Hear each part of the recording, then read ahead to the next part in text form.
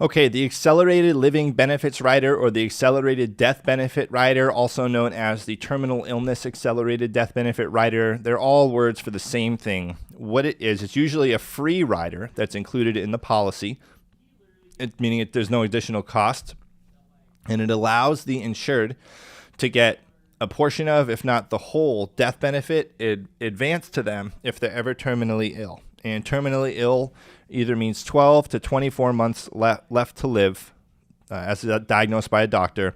The 12 to 24 months, it varies by each state, essentially what the definition is as terminal illness for insurance purposes in each state. So if you're selling multi-state, you want to look up to learn what that is. There are other reasons that these policies will advance the money sometimes from company to company, and it's not just terminally ill. They can have like an extreme medical condition, maybe like an organ transplant or something like that. Sometimes maybe they can't perform their activities of daily living. Sometimes they're institutionalized. These policies will also sometimes advance money to people either in a lump sum or piecewise monthly. If they're stuck in some sort of long-term care facility like a nursing home. So, for example, the policies that we sell here, it's called final expense life insurance. We sell policies mainly to people over 60 years old at my agency. And if they are terminally ill, meaning the doctor says they have less than 12 months to live, they can get the money advanced to them. So if they have a $20,000 death benefit and the doctor says, geez, Betty, you're cancer, it's going to end your life in the next 12 months. All they have to do is send that doctor's note to the insurance company. The insurance company will then advance them the $20,000 death benefit, and then if then they have it, and they if they just keep making payments on the policy until they die. Now, and that varies company to company. Some companies make you keep paying premiums, some don't. Now, if the person is the same policy, if they're in a long-term care facility like a nursing home, then they'll get 5% of that death benefit advanced to them every month, up to 5% every month until the money's exhausted or they pass. Now, Florida does not always allow those nursing home riders, though. So I know with some of the carriers that we sell, that nursing home benefit is not available in the state of Florida for whatever reason. So, just so that you guys know when you get into the sales thing. But the whole point of the living benefits rider, the accelerated death benefit rider, and these other riders that advance people money if they're in a nursing home, the insurance company pretty much understands that they're going to die anyway, or they're nearing the end of their life, and they don't want them to have to actually sell their life insurance policy for less than the death benefit because they need money up front. So sometimes people have done that. It's called a viatical settlement. Well, they'll sell a life insurance policy. We'll use a bigger example. Say someone has a $100,000 whole life policy, and they're going to die. The doctor says you're going to die in the next 12 months, and they say, well, I don't know when that's going to be, but I need $70,000 now. So maybe they'll sell that policy for $70,000, transfer ownership rights to someone else, and someone else is the beneficiary. And then when they die, that person gets $100,000 and makes $30,000 off their death. The company didn't want people to have to do that. And obviously in competition from one company to another, they're trying to provide extra benefits to people. So this allows people to get that money ahead of time when they need it most, when they're terminally ill. And it can go a long way. This is a huge selling point for your clients, guys. So I recommend that when you start your insurance career and you start selling life insurance, you want to really, really hammer in on this, because most people have taken care of sick relatives before or understand the implications of how expensive it is to take care of a terminally ill relative. So I hope you found value in this. I hope it helped you with some sales knowledge too. My agency, we sell life insurance 100% over the phone to people over 60 years old.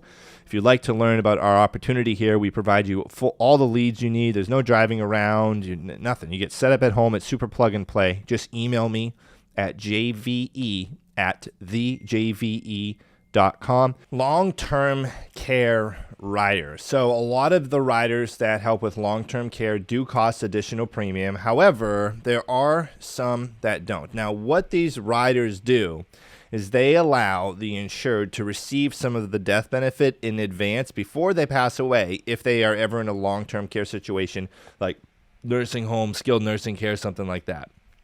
So typically there is a certain period that they have to be in the nursing home for before this benefit will kick in. So it's not like, hey, you're in a nursing home today. Cool, we're going to start this benefit tomorrow. It's usually like you have to be confined there for anywhere from 30, 60, or 90 days. And then the doctor has to say, yeah, they're permanently going to be here before these riders will kick in. Now, what they do is sometimes they'll actually waive the premium. Okay, so there can be a nursing home waiver of premium, where if they're in a nursing home, the premium gets waived. Just as in like a disability waiver of premium rider. What happens is they're in a nursing home for a certain amount of time. They make those payments while they're in the nursing home. Once that qualification threshold passes, where, hey, once you've been here 90 days, then we're going to start covering your payments, it will refund the premiums paid and then cover the premiums moving forward for the nursing home waiver of premium. Now, there's a long-term care rider which will advance some of the death benefit if the insured is in a nursing home. Sometimes these cost money, sometimes they don't. And the policies that we sell here at Senior Life Services, actually, if you'd like information on working with me, we provide all the leads that our agents need. We sell life insurance 100% over the phone from home. It's like the easiest way to get started in the business. It's awesome. Full training, mentors helping you. Just reach out to me, jve@thejve.com, or text me at 774-606-6847. Now, the long-term care rider that will advance some of the death benefit, how that works is they have to be in the nursing home for a certain amount of time before it kicks in, and then they will be advanced some of the money either in a lump sum, which some policies have, or in a monthly income check. So some policies say, well, we're going to advance you 50 to 100%, whatever they want, of the death benefit if you're in a nursing home permanently, or they can say we're going to give you like 5% of the death benefit every month until it's exhausted, or you want to stop the payments. So with any of these riders where the death benefit is accelerated to the client ahead of time, the remaining death benefit, once the insured passes away, is essentially the original face amount minus any outstanding loans or minus any money that was taken out of the policy for the advancement of the death benefit, minus any interest either from a loan or from what the company would have lost by advancing that death benefit. So what I mean by that is we'll just use the death benefit interest as an example, or the accelerated death benefit interest as an example. So say they have a $100,000 policy and they end up getting advanced $50,000 because they're terminally ill or in a long-term care situation, and they elect to get that money ahead of time. Well, the company is also losing out on the interest that money would have earned. Okay, because life insurance companies make their money by taking the premiums and then investing them and earning interest on their investments, right? So the company, obviously, if they advance you $50,000 of that $100,000, then they're losing interest on that $50,000 while they gave it to you while you're still alive. So they want some of that interest back. So every company's got a different policy on how much they take back. Usually they want all of it that they would have lost back.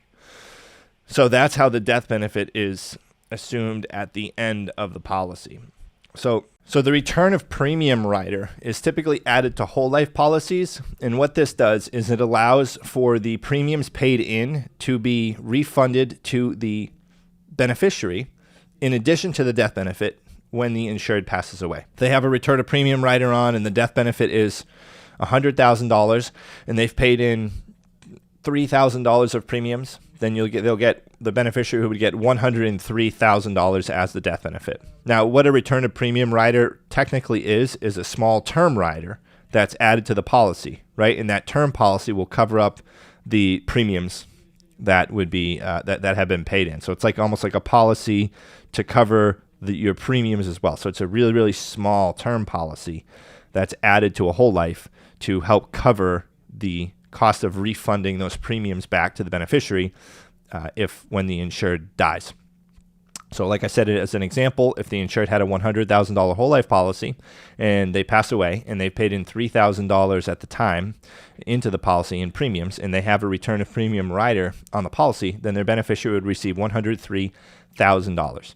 Rider called the accidental death rider. By the way, if you find value in this content, subscribe to the channel and turn on post notifications. I also hire agents nationwide to sell life insurance 100% over the phone, and we provide leads to all of our agents. No driving around, no buying leads, none of that. So email me at jve@thejve.com if you're interested in learning more. So the accidental death rider is pretty straightforward. This increases the death benefit if the insured passes away on accident. So if they die in a car crash, then it can double, if not triple, the death benefit, depending on what type of accidental death rider is selected and added to the coverage. It does cost extra money. All riders cost extra. Well, most riders cost extra money. So, but for just a small amount, they can double or triple the death benefit if they pass away on accident. And typically, they have to pass away within 90 days of that accident happening. So it's usually not like, okay, you have to die in the car crash. Like if you get in a car crash and you die a week later in the hospital, that's still considered an accidental death. Okay, it doesn't cover any natural cause deaths. It doesn't cover any self-inflicted deaths. Like you can't jump off a bridge and say, oh, it was an accident, right? It has to be like a true accident. And then there's also an accidental death and dismemberment rider. Now, the dismemberment part of it, before I said accidental death rider, the accidental death and dismemberment rider, what that allows you to do is receive money from the policy if you lose a hand or both hands or one arm or both arms or one leg or both legs, or you go blind in one eye or blind in both eyes. So typically, if there's a face amount for the dismemberment rider, the accidental death and dismemberment rider, that'll pay out if you lose like both limbs, both legs, both arms, both hands, or both eyesight in both eyes. But they'll also usually pay out like half if you just lose one of those. So it's kind of a gruesome rider. I know it's kind of gross, but yeah. Usually the accidental death and dismemberment riders expire by age 65. Some expire at 75. The ones that we sell, they expire at age 100 when the whole life policy endows that it's attached to as a rider. So, for example, someone can have a $100,000 whole life policy. If they have an accidental death rider on there, and for an extra $100,000, that means that the face amount of the life insurance policy is $100,000. The rider would add an additional $100,000 if they die in an accident. That would be double indemnity because it would double the death benefit from $100,000 to $200,000 if the insured dies in an accident. That's how it works. So it can increase the death benefit, and they're usually super, super cheap. And they're cheap because people rarely ever use them. But it is a cool thing to add to the policy. It's kind of a no-brainer, and it's a great way for you to upsell your clients to get some extra premium. Pay your benefit. So I'm going to cover the pay your benefit and what that means and how knowing this can help you pass your life insurance license exam course. My name's Justin Von Eigen. I help agents across the country sell life insurance over the phone from home, making six figures. Just email me, jve@thejve.com if you want more info on that. Subscribe to the channel, turn on post notifications if you find value in this video. So the pay or benefit, what it means is it's when a person has a policy on a minor. So say a parent has a policy on their child and they become disabled. What it means is that the insurance company will waive the premiums on that policy until the minor becomes usually 21 years old. Sometimes it's 18, or it could be any age, but normally it's 21 years old. So this means, hey, mom is paying for a whole life policy on her son. Mom becomes disabled. Son doesn't have to worry about premiums getting paid on that policy until he's 21, and mom doesn't have to worry about it either. Now, totally disabled means you can't do your own job, okay, at all, and mom has to be totally disabled from doing her own job for 6 months before this kicks in. She has to prove that she can't do her own job. And she has to pay those first 6 months of being disabled. After that, if she's still disabled, the insurance company will refund those premiums that she paid during the first 6 months of her disability and continue making payments until she is able to work again. Then after 2 years of being disabled, the insurance company says, okay, now it's no longer are you disabled from doing your own job. Are you disabled from doing any job at all based on previous education, training, and experience? So they're pretty much saying, like, can you function as a somewhat normal member of society? Like, are you anything but brain dead, right? It's really the only reason why they would cover stuff. Any previous education, training, and experience means, like, did you learn some basic stuff that you can do basic work for? So they're a little bit more strict on this after 2 years.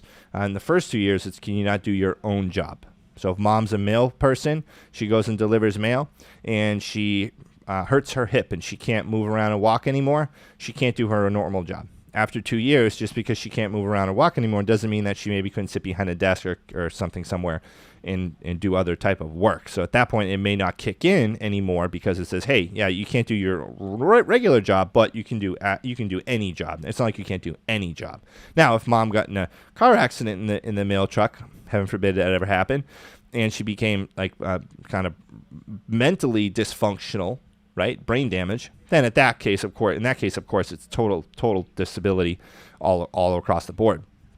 But what this is designed for is that if someone takes a policy out on a minor or on a third party, on someone other than themselves, then they are protected from paying that policy if they are disabled. This rider does cost money, and it's added to a policy just like you add a tie to a suit as an accessory. Okay, so we're going to cover other insured riders, such as spouse term riders, family term riders, other insured riders, and riders that let you change the insured on a policy. So usually these are for term policies.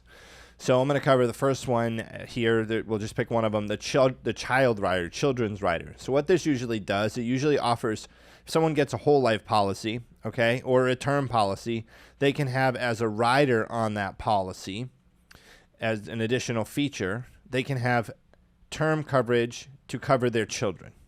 All right, so how it works, there's just one flat fee for all the children in the family, and if any of the children pass away, then a death benefit is paid out to the family for whichever or however many of the children passed.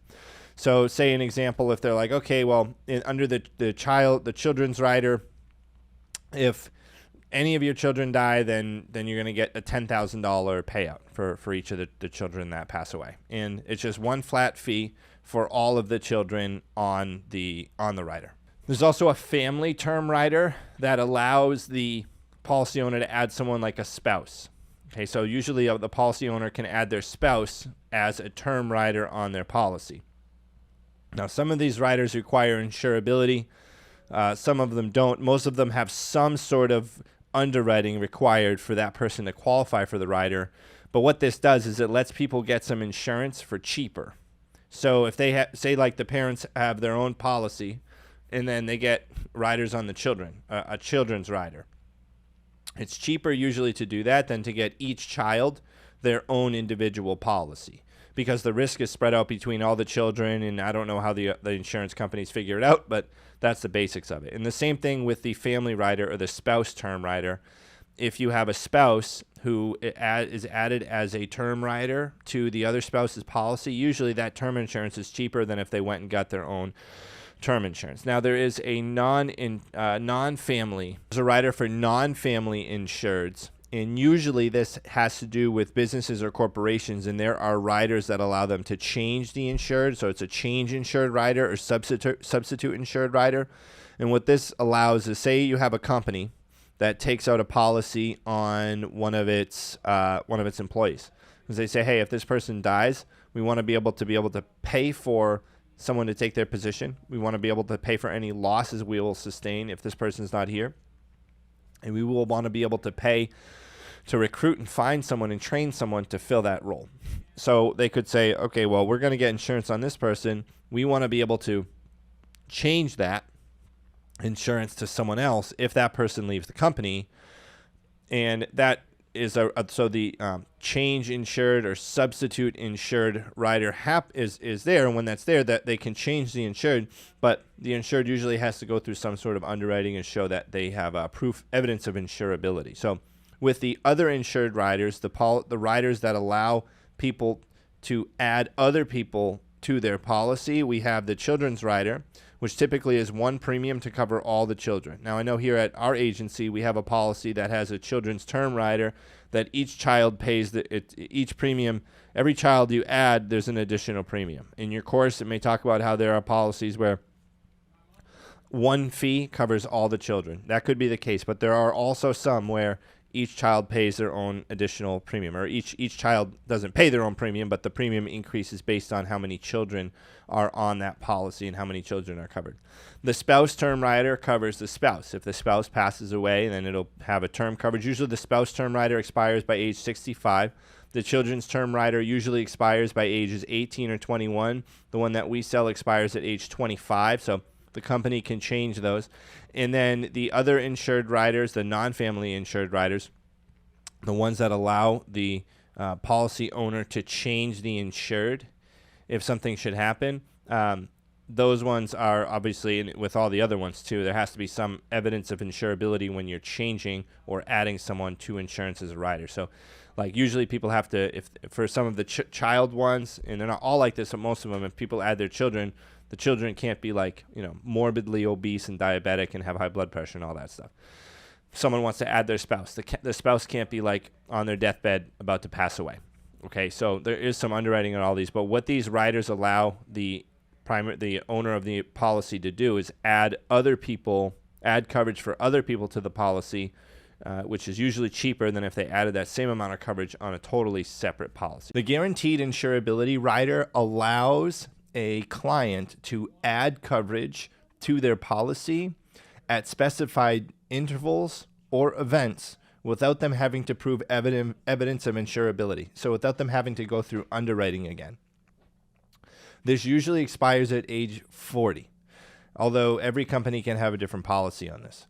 So what this means, if you have a guaranteed insurability rider on your policy, it means, say you have a guaranteed insurability rider to add coverage to your policy every 3 years. So say you have like $1 million term policy, you may have a guaranteed insurability rider to be able to add $50,000 of coverage to your policy every 3 years. Or say you have a whole life policy. It's common on whole life policies.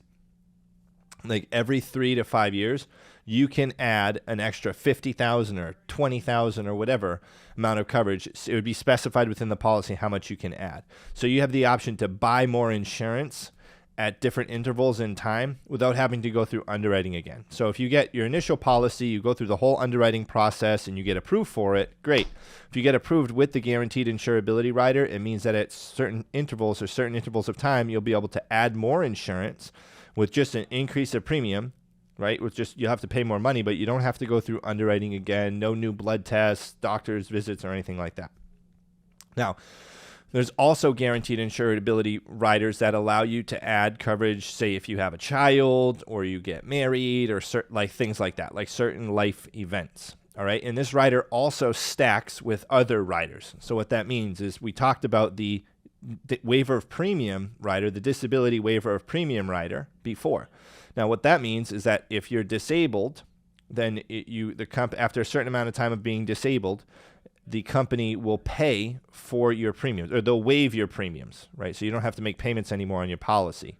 Now, you can also use the guaranteed insurability rider to increase your coverage, which would technically increase your premium. But since if you're disabled, you fall under the waiver of premium rider, means you can still increase your coverage without having to pay that additional premium. So the premiums would still be waived.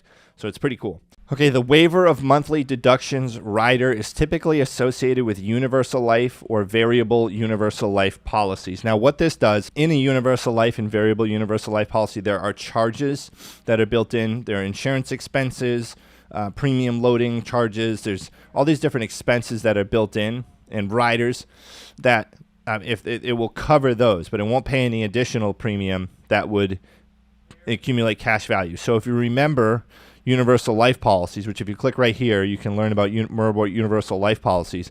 But universal life policies have a flexible premium. So you can pay just enough to get by and cover the expenses, or you can pay more and it will increase and start accumulating cash value. So this waiver of monthly deductions rider is for universal life policies, so that they say, hey, if you're permanently disabled for 6 months or more totally disabled. If you're totally disabled for 6 months or more from doing your normal job, then we are going to start to cover the base premium for you and refund you the previous premiums that you paid while you were disabled, and we'll cover them. And then after 2 years, as long as if you can't do any job at all after 2 years, not just your own job, then we will still continue to cover them. So for the first 2 years, it's if you can't do your job, if you're disabled, and after that, it's if you can't do any job at all. This rider typically costs money, right? Because the insurance company is taking a risk that they're not going to get premiums anymore on this policy. But it's designed to cover the base amount to keep the policy in force, not the amount that's needed to accumulate cash value. Okay, so if someone's paying $400 a month on their universal life policy and it's accumulating some extra cash value, they're paying extra and they're permanently disabled, the insurance carrier is not going to continue to pay that inflated premium. They're going to pay the minimum amount needed to keep the policy in force. So cash value won't accumulate anymore or anything like that, but it is designed to, hey, if you are disabled, we're going to make sure that the expenses in the policy at least get paid so that your policy is not going to just collapse on you while you're disabled. Okay, and the insured has to prove that they're totally disabled, and then after 2 years, they have to prove that they can't do any job at all based on their previous training, education, or experience. Okay, term riders. So a term rider allows the insured to add term insurance to a whole life policy typically. So say they have a $500,000 whole life policy, they can add a $500,000 term rider to it. And that means they'll have $1 million of coverage until the term expires. So that term is typically going to be cheaper for the term rider than it would be for them to get a whole separate term policy. Now, what this can do, it's very helpful if people have policies where they're trying to accumulate a lot of cash value and pay in extra. So if, say, you have a $500,000 whole life policy and you add a $500,000 term policy on there, the total face amount is $1 million, right? $500,000. What this allows you to do is pay a little extra into the policy so that you can get your cash value essentially can accumulate faster. Okay, so there's ways to use the whole life and the term in ways that can help you accumulate cash value faster and increase technically the face amount of the plan, that increase the amount of premium that you're paying into it. But a term rider is really good to add to whole life policies so that you can have the best of both worlds. You can get the whole life protection, then you can have a lot of extra coverage for really, really cheap. All right. Okay, the disability waiver of premium rider. Now, what the disability waiver of premium rider does, and what you'll have to know to pass your life insurance licensing exam course, is that if the primary insured is totally disabled for 6 months, sorry, I'm making sure my audio records here, is totally disabled for 6 months or longer, then the insurance company will waive the premiums. Now, this is a rider added to a policy, just like a tie is added as an accessory to a suit. So if someone gets this on their policy and they add it, they have to pay extra every month for this. And it means if they are totally disabled, that the insurance company will start to pay their premiums. But however, they have to be disabled for at least 6 months. And they have to pay those premiums for those first 6 months that they're disabled. After 6 months, if they're still permanently or totally disabled, then they can enact this rider, and the insurance company will refund the previous 6 months payments, and they'll waive the future premiums until the insured is no longer totally disabled. Now, in the first 2 years of this rider, it means, are you totally disabled from doing your job? Okay, can you not do your job, your normal job? After 2 years, it's, are you totally disabled from pretty much doing any job at all? So it's working based on your previous training, education, and experience. So they could justify and say, well, you can do basic math. So you can sit there and punch on a cash register, right? So they're pretty much saying, like, it's after 2 years, it's really hard to keep this going to prove that you're totally disabled from any position that you have. Now, every insurance company has some slightly different definitions on this, but that's in general how it is. And once the insured is no longer permanently disabled, they have to keep making their premium payments, and they have to consistently show that they are totally disabled. So this rider does cost extra money. I hope this helped, and I hope this helps you pass your life insurance exam course. If you find value, subscribe to the channel, turn on post notifications, check out this other video up here to help you learn how to pass your life insurance licensing exam.